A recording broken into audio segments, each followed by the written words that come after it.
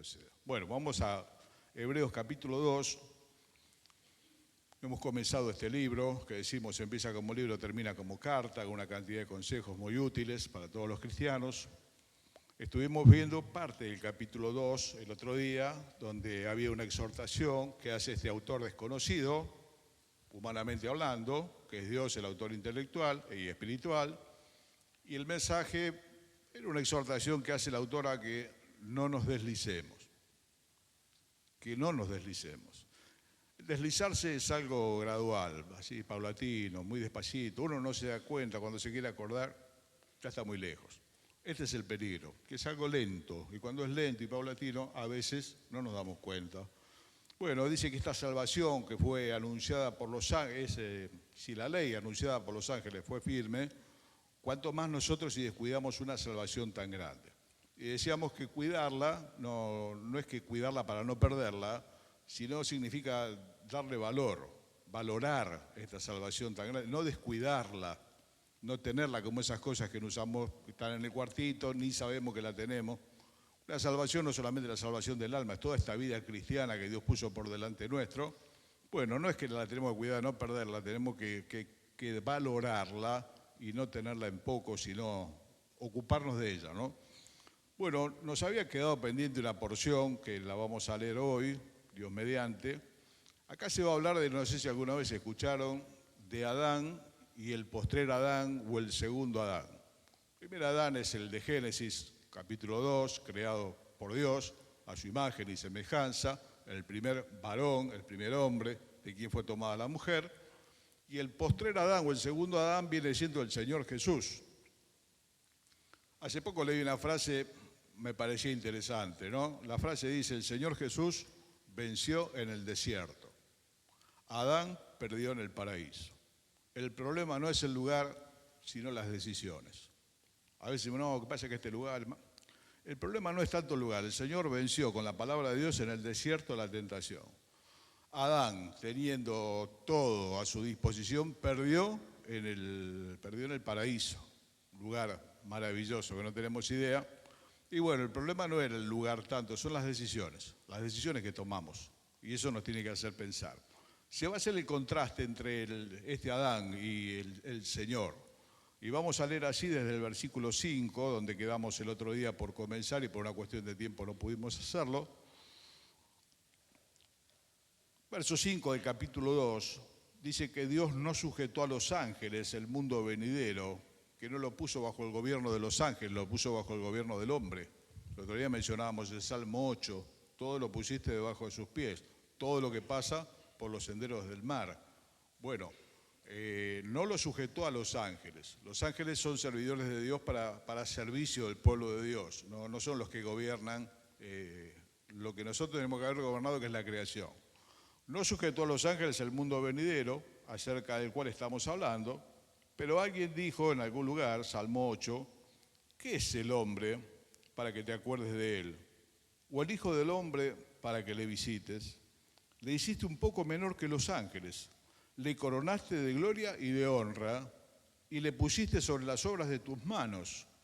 Todo lo sujetaste bajo sus pies, porque en cuanto le sujetó todas las cosas, nada dejó que no sea sujeto a él, pero todavía no vemos que todas las cosas le sean sujetas. Después dice, pero vemos, y pasa a hablar del Señor Jesús. Comienza el Salmo 8 y esta porción con una pregunta. ¿Qué es el hombre? Para que te acuerdes de él.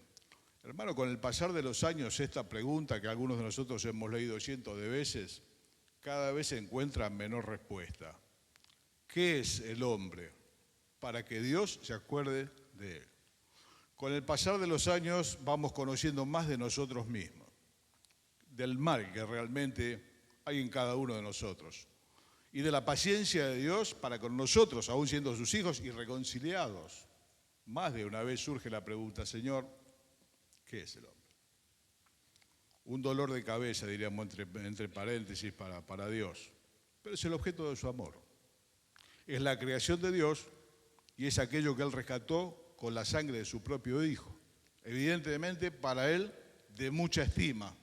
A veces cuando nos consideramos a nosotros mismos, consideramos el género humano, la pregunta se queda sin respuesta. Señor, ¿qué es el hombre? O el Hijo del Hombre, para que te acuerdes de él. Lo hiciste un poco menor que los ángeles. Los ángeles tienen atributos que los hombres no tenemos, pero acá dice que es un poco menor. Le coronaste de gloria y de honra y le pusiste sobre las obras de tus manos. En el sexto día, cuando Dios termina la creación, pone al hombre en el lugar y a su mujer. El punto final de una obra terminada, para que ellos la sojuzguen, la administren. ¿Y qué es lo que hemos hecho los seres humanos con esto que Dios nos puso a cuidar? Bueno, hoy lo vemos por los medios. Hemos hecho un desastre. Hoy se habla de la contaminación, del abuso del recurso, de la depredación, del desastre, que estamos destruyendo nuestra propia casa, la casa en la que vivimos. Se hacen congresos hablando de la contaminación ambiental, pero las chimeneas no se apagan, van de día y de noche, porque acá lo importante, la necesidad del ser humano es tal que por el dinero, porque finalmente esto se hace por dinero, llega a complicar su propia existencia y la de su descendencia. Bueno, eso es ceguera espiritual. Nosotros hoy lo vemos por la gracia de Dios, desde acá, desde la palabra de Dios, y vemos el desastre que hemos hecho los seres humanos con la creación de Dios. Con nuestro propio pecado hemos lastimado. Dice que la creación gime a una, sufrió por el pecado del hombre, sufre. En uno de los pasajes del Antiguo Testamento dice que la tierra vomitó a sus moradores. Pues tal el pecado que los hombres contaminamos el lugar en el que vivimos, y la tierra vomitó a esos hombres. Bueno, toda la creación maravillosa de Dios, hoy, lejos de ser guardada, ha sido destrozada por el ser humano. Varias veces le dije que me gustan mucho las documentales. A veces se abordan hoy con los drones, tantos lugares más, lugares donde nunca jamás llegó el hombre. Digo, qué bendición tienen estos pobres animales. Hasta que nosotros pongamos un pie, ahí ya terminó. Ahí se complicó, ahí empezarán las reformas, el desvío de ríos, un montón de cosas más que no tenemos idea el daño que estamos generando en una creación maravillosa de Dios. Resuena la pregunta, ¿qué es el hombre? Con más razón, para que te acuerdes de él. Sin embargo, hermano, Dios se acuerda. Dios se acuerda de vos y se acuerda de mí. Y se acuerda de cada uno. Si a las estrellas Dios llama por nombre, cuanto más conoce el nombre de cada ser humano que pisó la tierra. Conoce por nombre. Dice el Señor a las iglesias, yo conozco tus obras. Dios conoce tus obras, Dios conoce las mías. Dios nos conoce mucho mejor que nosotros a nosotros mismos. Bien, a pesar de todo esto, siendo aún nosotros esto, Cristo murió por nosotros. Bueno, este es el contraste del primer hombre. Y en el verso 9 va a presentar al segundo, que es el Señor Jesús según la humanidad. Decimos según la carne. Siempre que decimos según la carne, digo, ¿qué pensará la gente que nos visita? Esta gente tiene el asado en el fondo, el del 1 de mayo. Cuando la Biblia habla de carne, habla de la humanidad, esta humanidad que tenemos todos nosotros. Eso es carne. Para nosotros carne es asado, especialmente para los argentinos. Acá carne es humanidad. Pero bueno, el Señor es perfectamente hombre, perfectamente Dios.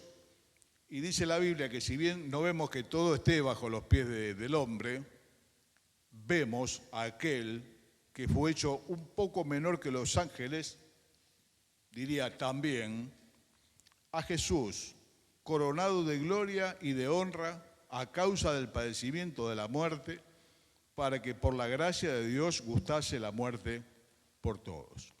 Pero vemos a aquel. El hombre fracasó en el gobierno de la creación, nos ha ido mal. Ahí vemos las inundaciones, tantas cosas más. Nos ha ido mal. Pero vemos a aquel que venció en el desierto y que venció en el Calvario. Alguna vez a lo largo de tantos años, seguramente algunos se acuerdan, les conté, un muchachito joven, yo vivía en Urquiza, acá en Mendoza y Barzana, y me crucé un muchachito muy jovencito, todo vestido de negro, con una palidez de maquillaje, con una cruz al revés, con botas, con tantas cosas más, que realmente llamaba la atención, y hablando con él me dijo que él era satanista. Entonces le dije si sabía de qué se trataba la cruz invertida, me dijo, sí, perfectamente, sí, yo soy satanista, me dijo, y bueno, entre muchas cosas que hablamos, me dice, 2 veces nos vencieron, pero la tercera vez vamos a ganar. Nos vencieron cuando es arrojado del cielo el diablo, por su desobediencia y nos vencieron en el Calvario. Pero en la persona del anticristo vamos a vencer. Le digo, hijito, porque era muy jovencito, no te confundas. Al anticristo lo va a destruir el Señor con el resplandor de su gloria cuando venga. Y cuando te sientas muy mal y cuando estés perdido, acordate de este nombre, Jesucristo. En ningún otro hay salvación. No hay otro nombre dado a los hombres en que podemos ser salvos. Pero realmente era aterrador ver su figura, tanta juventud y esta convicción. Perdimos 2 veces. La primera vez cuando Satanás fue echado del cielo, la segunda fue en el Calvario. Había expectativa de triunfar sobre el Señor. El tema es este. Y bueno, ahí está la victoria del Señor. Lo vemos un poco menor que los ángeles, semejante a los hombres, en la condición de hombre, dice la Biblia, coronado de gloria y de honra. Me acordaba de un himno que cantamos, pero no de espinas del mundo pecador. Creo que es digno, ¿no? Te vemos coronado, pero no de espinas del mundo pecador. El Señor llevó corona de espinas, sangró su frente, y hoy lo vemos coronado, pero no de espinas del mundo pecador. Hoy está coronado y puesto sobre todo nombre que se nombra a la diestra del Padre, exaltado hasta lo sumo, vencedor, el Señor, de gloria y de honra a causa del padecimiento de la muerte, para que por la gracia de Dios gustase la muerte por todos. Todo aquello que se perdió en el jardín del Edén se ganó en la cruz del Calvario. El Señor recuperó todas las cosas. Otro dijo, yo no estuve en el Edén y heredé el pecado. Tampoco estuve en el Calvario y heredé la gracia. Las dos cosas son ciertas. Yo no estuve en el Edén, vos tampoco. Sin embargo, heredamos esa mala decisión que arrasó la humanidad. Pues tampoco estuvimos en el Calvario y heredamos la gracia por aquel que ocupó este lugar, gustó la muerte por todos nosotros. Era el sustituto perfecto, perfectamente Dios, perfectamente hombre, para cargar tu pecado y el mío. Y vencer. ¿Para qué cosa? Lo dice más adelante.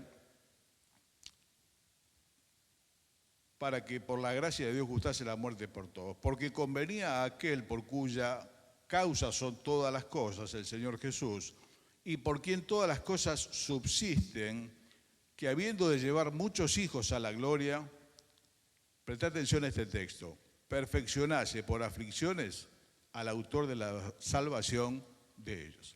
Convenía a aquel por cuya causa son todas las cosas por él fueron hechas. Sin él, nada de lo que ha sido hecho fue hecho. Bien, acá lo repite.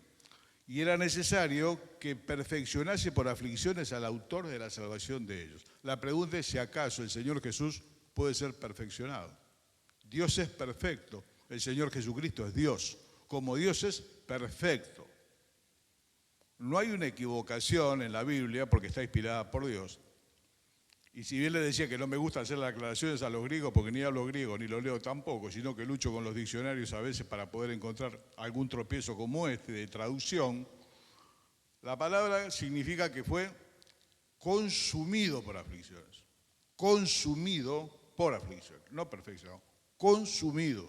Es la palabra original que va en el texto griego, por aflicciones. Antiguamente el holocausto era una ofrenda que se hacía por el pecado, era totalmente consumida, se quemaba toda. Otras ofrendas, solamente la grosura, la carne era para el sacerdote, pero el holocausto tenía que ser quemado totalmente. Y el Señor fue consumido, no por el fuego, sino por las aflicciones. Tanto la que le infligimos los hombres como la que les infligió el Padre, que son mucho peores. Siempre que vemos una película acerca de la vida del Señor Jesucristo, especialmente las más nuevas, yo no la vi porque realmente es impresionante, la película de Gibson, La Pasión, nos estremece ver el escarnio, el castigo terrible, pero es mucho peor, hermano, lo que el Señor padeció entre las 12 del mediodía y las 3 de la tarde cuando el que lo afligió fue el Padre. Y bueno, eso lo relata el Antiguo Testamento. Es la pasión del Señor en lo espiritual. Salmo 69, 22. Se derritió como cera mi corazón, contar puedo todos mis huesos y me has puesto en el polvo de la muerte. Vine a corrientes de agua donde no puedo hacer pie. Están hablando del Señor Jesús 800 años antes que nazca. cuadrilla de malignos me ha cercado, traspasaron mis manos, todo el padecimiento. Isaías completa diciendo, con todo eso, Jehová, el Padre, quiso quebrantarlo sujetándolo a padecimiento. Lo tenía que consumir, consumido. Así como el fuego consumía el cordero, las aflicciones consumieron la persona del Señor, totalmente.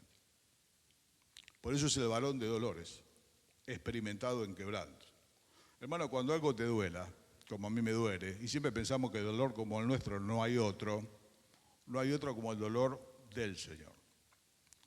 No solamente lo que hicieron los soldados y el escarnio, estas cosas que quedaron envueltas en tinieblas de las 12 del mediodía a las 3 de la tarde, del que nadie tiene idea. Lo que el Señor padeció por vos y por mí. Totalmente como el holocausto quemado, consumido, no por el fuego, sino por la aflicción. Así que bueno, es un poco la corrección a la palabra de perfeccionar. En el versículo 14 dice que por lo anteriormente dicho, por cuanto los hijos participaron de carne y de sangre, Él, el Señor Jesús, participó de lo mismo, para destruir por medio de la muerte al que tenía el imperio de la muerte, esto es, al diablo, y librar a todos los que por el temor de la muerte estaban durante toda la vida sujetos a servidumbre. Qué pasaje maravilloso. Así que por cuanto los hijos caídos participaron de carne y sangre, este cuerpo, Él participó también de lo mismo. Si el Señor Jesús no se hubiese humanado, no podría haber muerto nunca, porque Dios es inmortal. Era necesario que tuviese condición de hombre, si no, no podía morir. Dios no muere, el Espíritu no muere. El Señor, antes de ser manifestado en carne, es Espíritu eterno con el Padre. Para poder morir, tuvo que tener un cuerpo como el nuestro. Pensaba que fue su armadura para la guerra. Cuando David enfrentó a Goliat, antes que lo enfrente David, había una oferta del rey para ver quién lo hacía, un gigante enorme. Y bueno, lo pensaban más de una vez, hasta que llegó David y le quisieron poner la ropa del rey. Era una cota de malla para que la espada no entre, pesadísimo. Saúl era una persona enorme, la podía llevar, evidentemente no era la contextura física de David, la probó, se la sacó y fue con su saco pastoril, la historia que todos conocemos, y la victoria que fue de Dios. Así que los guerreros de la antigüedad tenían esas cotas de malla, después los escudos, todo para que no entre la espada y el casco y tantas cosas más, la vestidura del soldado romano. Y el Señor, ¿cuál fue su ropa de guerra? Un cuerpo como el tuyo con el mío. Se vistió de humanidad. Siendo rico, dice Marcos Vidal, se hizo pobre y vulnerable. Siendo Dios, hizo un humilde servidor. Siendo rey, se hizo soldado. Se hizo carne de cañón. Qué cosa hermosa, hermano. Estas cosas son las que enamoran el alma. Que el Dios de la gloria se haya vestido no con una cota de malla invencible. Hubiese sido imposible, hermano. Al Señor lo ataron en el jardín de Getsemaní. Es imposible. Es imposible contener el océano, es imposible. Los cielos de los cielos no pueden contener a Dios. Si llega aquí, los cielos de los cielos no pueden contenerte. Y otro guerrero se hubiese puesto una armadura de guerra. Y el Señor se puso una igual a la tuya, igual a la mía. ¿Para qué? Para destruir por medio de la muerte al que tenía el imperio de la muerte, esto es, al diablo.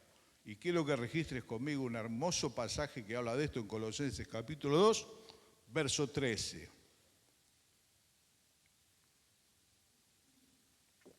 Que habla acerca de este combate reconocido por el infierno. Este chico dijo, no, nos ganaron aquella vez y nos ganaron en el Calvario. Le quedó bien claro. Y acá especifica bien de qué forma fue el triunfo del Señor. Colosenses 2, 13 al 15, dice, y a vosotros, estando muertos en pecado y en la incircuncisión de vuestra carne, que no éramos judíos, os dio vida juntamente con Él, perdonándoos todos los pecados, anulando el acta de los decretos que había contra nosotros. Un prontuario, cada uno de nosotros tiene un prontuario delante de Dios. Ayer estaba viendo con mi señora una película media como mezcla de acción, intriga, crimen. Ya tantas cosas que no nos llaman la atención. Es una película, pero en la vida real pasa, ¿no? Y queda trunco, la justicia no lo puede resolver, se paga, se pone. Todo esto está delante de Dios en un libro donde los hombres que hoy rechazan la gracia de Dios van a ser juzgados según sus obras. Y se abrieron los libros, dice el texto del Apocalipsis. Y los muertos fueron juzgados según sus obras. No todas las personas pecan de la misma manera. Y todas estas cosas que quedaron ocultas, como aquel famoso crimen del country, que nunca se pudo saber, porque uno llamó y el otro puso plata y la abogada, tantos crímenes que no se resolvieron nunca, y tantas atrocidades, están todas en un libro. Obviamente, Juan habló de un libro, que es lo que él conocía. Hoy, no sé, nos van a decir una memoria RAM, qué sé yo, lo van a proyectar, no sé cómo va a ser. Pero Dios conoce la historia de cada uno y lo que ha hecho. Y a menos que la persona se arrepienta sinceramente delante de Dios y le pida perdón, ese prontuario permanece. En una ocasión, acá en Argentina se quemó un juzgado, porque había algunas causas adentro que eran dañinas para algunas personas, y acá no hay ningún problema. Si el problema es ese, se prende fuego el juzgado, se terminó, se le pone una bomba, que vamos todos, rompemos todo, no hay ningún problema. La plata soluciona todo. ¿Y en el cielo? No, en el cielo no. En el cielo no entra el oro, en el cielo no entra la plata. Profetiza la Biblia que vendrán con su oro y con su plata. ¿Al cielo con plata y con oro? No, eso acá. Acá hay abogados famosos, funcionarios, hay todo un sistema corrupto. Todo eso está registrado. Cada persona tiene su ficha, por así decirlo.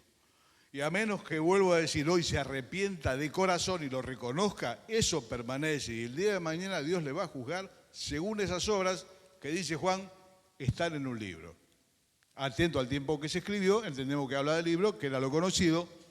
No sé qué sistema usará el Dios eterno, pero que está. Ahora, ¿qué pasa cuando la persona sinceramente la reconoce? Se quebranta delante de Dios. Cuesta mucho reconocer, ¿eh? Muchos de nosotros hemos hablado con gente a lo largo de los años y dicen, mire, yo no hice nada. Nos cuesta muchísimo al género humano reconocer. Algunos se atreven a decir, yo no me arrepiento. Qué cara dura, ¿no? Qué poca memoria que tiene. Cuando esa persona se quebranta, como nos hemos quebrantado muchos de nosotros, Dios clava eso en la cruz de Jesucristo, por decirlo de una manera. Anulando el acta de los decretos que había contra nosotros, que nos era contraria, con su muerte quitó el Señor de en medio y la clavó en la cruz. Ahí está. Ahí está el acta que te condena. O lo resolvés hoy, delante del Señor, y la sumamos a otras tantas que están clavadas allí en su cruz. Y si no, el día de mañana vas a tener que responder por todos y por cada uno de ellos. Completa el libro de Revelación diciendo, y que no fue hallado además en el libro de la vida del Cordero, fue lanzado al lago de fuego y azufre. No es que lo invitaron a que se zambulla. A la fuerza dice que ahorca, ¿no? Nadie va contento a la horca ni a la hoguera, nada.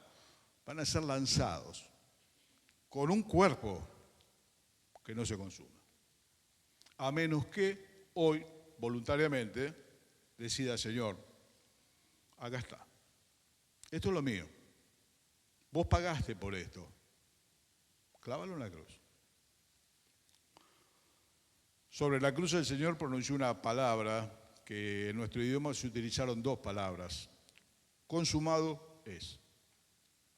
Al finalizar esta guerra, donde Él se viste de humanidad para poder vencer por medio de la muerte a que tiene el imperio de la muerte, que es el diablo, el Señor dijo, consumado es.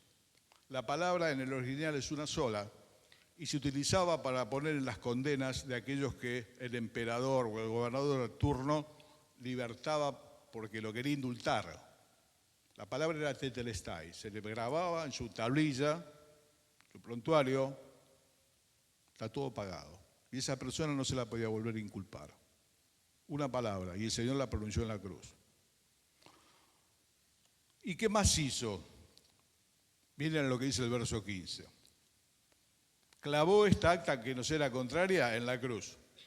Si vos se lo pedís es efectiva, si no mañana la pagás vos, tenés que elegir.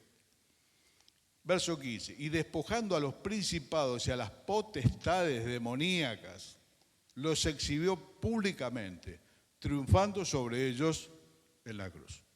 Qué cosa maravillosa. Allí estaba.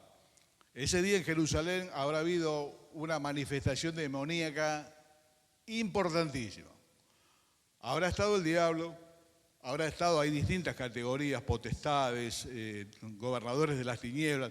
Yo creo que ese día habrán estado casi todos en Jerusalén, en la expectativa.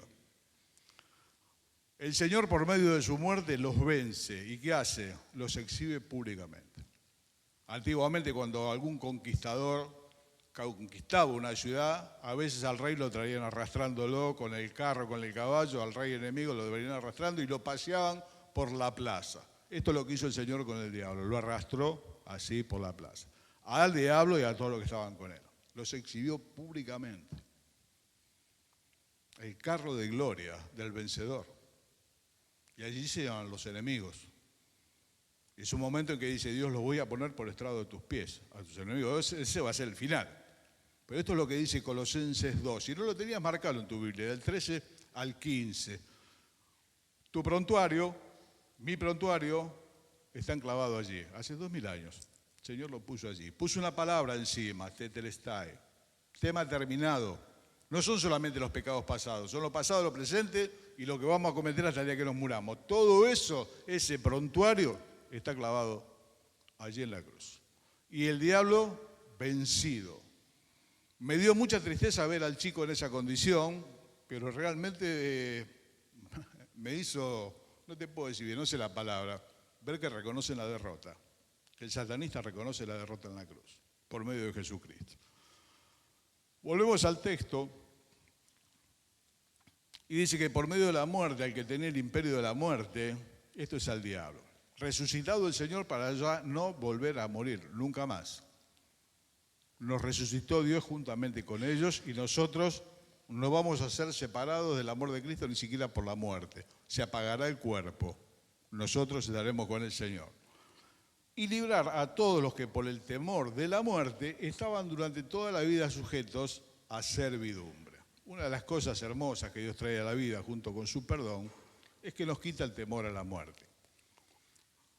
Vamos a ser honestos con el apóstol Pablo. Ninguno de nosotros quiere ser desnudado sino revestido. No somos suicidas ni nada por el estilo. Pablo decía, yo prefiero morir y estar con Cristo, es mucho mejor. Bueno, pero después dice, no queremos ser desnudados, queremos ser revestidos. Pero no tenemos temor, hermano, por la muerte, aunque es un camino que nunca lo hemos pasado. Así como el Señor estuvo en cada momento difícil de nuestra vida, y en los buenos también, solamente que no nos damos cuenta, especialmente en los malos, vemos la mano de Dios, estará el día de la partida. Y tenemos esperanza. Nuestros velorios, por así decirlo, no son iguales de la gente que no tiene esperanza, se tira sobre el cajón. Los cristianos estamos tristes, pero estamos consolados. Tenemos esperanza, nos vamos a volver a ver, vamos a resucitar. Son enseñanzas de la palabra de Dios que no pueden ser quebrantadas. Nos quitó ese temor. A veces las personas dicen, ni me hable, no quiere escuchar de la muerte, en los velorios se hacen chistes, hay que evitar la realidad. Es un predicador, alguien dijo, cuando todos los predicadores del mundo terminen, allí estará la muerte. Último predicador, diciéndole a los hombres que está establecido que mueran una sola vez. Y después de esto, a menos que se arrepientan, el juicio. A la gente le aterra el tema de la muerte, la mayoría. Y el que no es porque no tiene conciencia de qué se trata, no tiene ni idea. Yo trabajaba con unos chicos que escuchaban muchas letras que hablaban del infierno, tantas cosas más, algunos grupos de rock, qué sé yo, ¿no? Y ¿sabe por qué hablan así? Porque no tienen ni idea de qué se trata. Este chico, entre otras cosas, me dijo, este satanista, yo prefiero un trono en el infierno y no cadenas en el cielo. Le dije, hijito, mirá que en el infierno no hay trono, lo que hay es fuego. Y en el cielo no hay cadenas, te engañaron. Llévate estas palabras, posiblemente no te vea nunca más. Pero miren la idea que tiene, ¿eh? Tenemos un trono en el infierno, fiesta, ni trono. Crujir de dientes, oscuridad, fuego, padecimiento, que es eterno, ausencia de tiempo, y nadie te puede sacar de ahí. el Señor nos libra de este miedo. Verso 16 y terminamos. Ciertamente no socorrió a los ángeles, no le dio Dios a los ángeles oportunidad de arrepentimiento. Los ángeles que siguieron al diablo se perdieron juntamente con él, no se pueden arrepentir. Los hombres no podemos arrepentir. Qué misericordia, qué misericordia. Los ángeles no la tienen, ¿no? No la tienen, no tienen posibilidad. Perdieron. Nosotros tenemos posibilidad de arrepentimiento.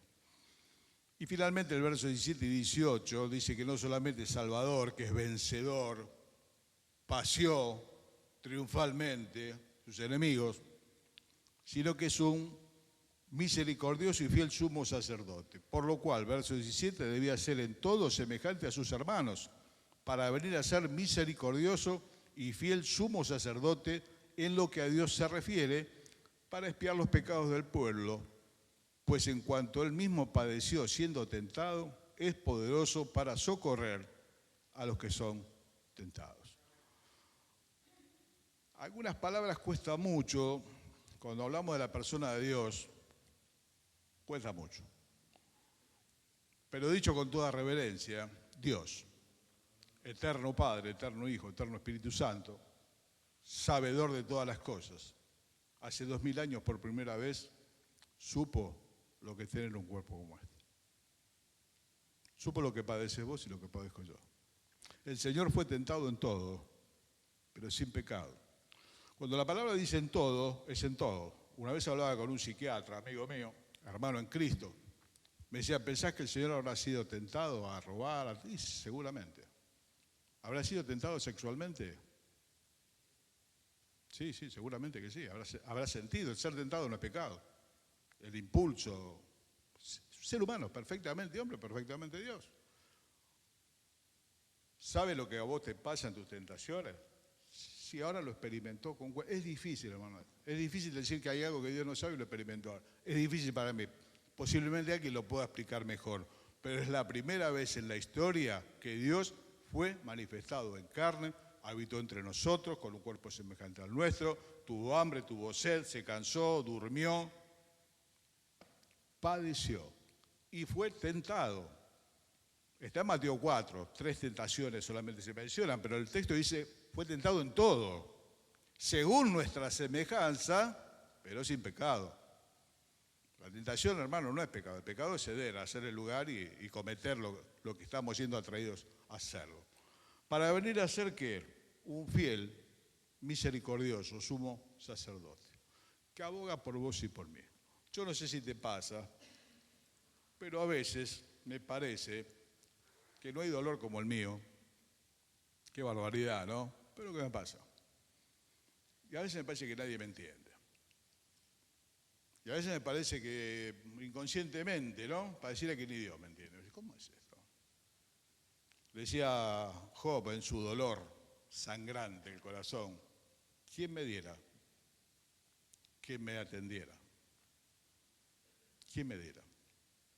Que Dios me atendiera.